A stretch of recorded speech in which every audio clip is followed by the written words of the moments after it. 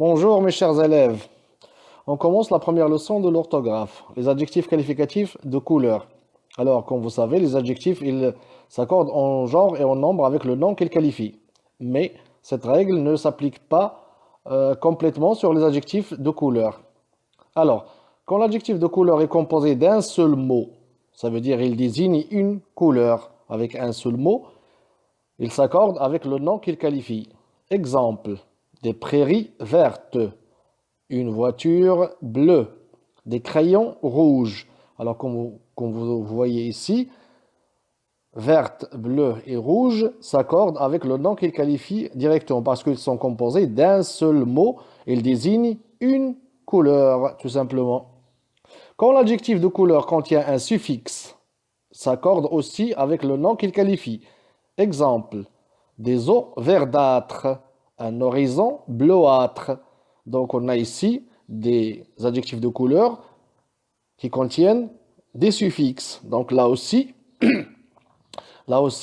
on les accorde en genre et en nombre.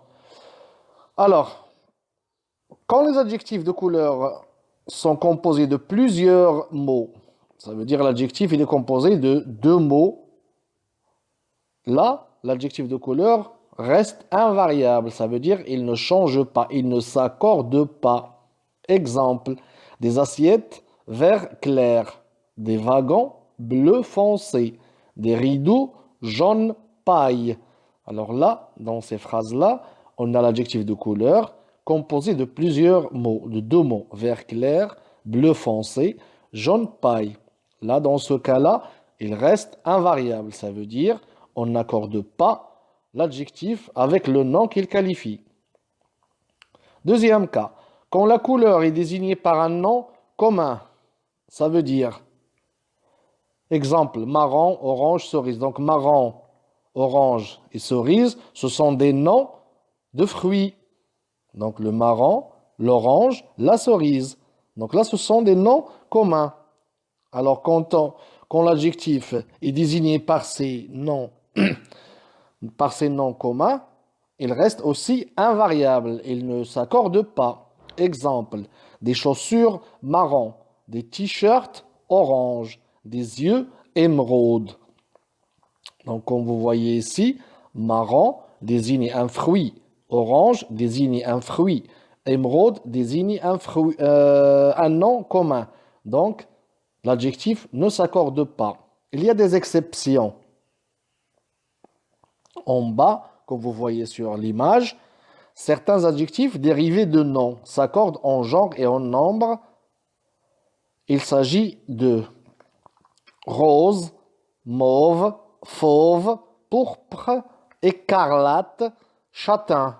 Donc ces mots-là, quand vous les trouverez comme adjectifs de couleur, on doit les accorder en genre et en nombre. Ce sont des noms, mais ils sont dérivés de noms. Donc on les accorde en genre et en nombre. Exemple, des feuilles roses, des tissus mauves.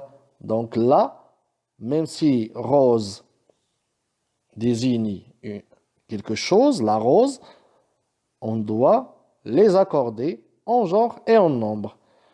Une petite remarque en bas, pour châtain, châtain, châtaine, sa forme au féminin est hésitante. On trouve châtain ou châtaine.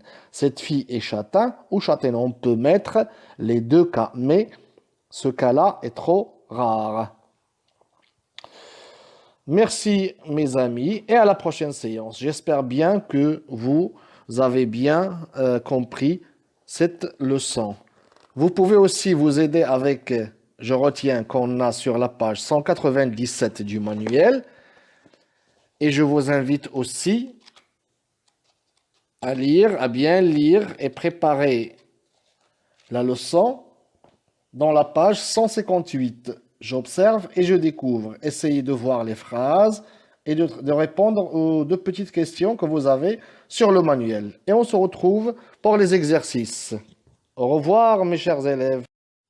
Pour les exercices, premier exercice, vous allez accorder les adjectifs de couleur entre parenthèses. Donc, vous avez ici des phrases et des adjectifs entre parenthèses, des adjectifs de couleur.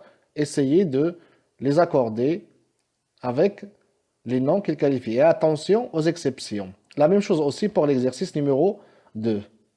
Donc, essayez de faire les exercices du manuel. Au revoir, mes chers élèves.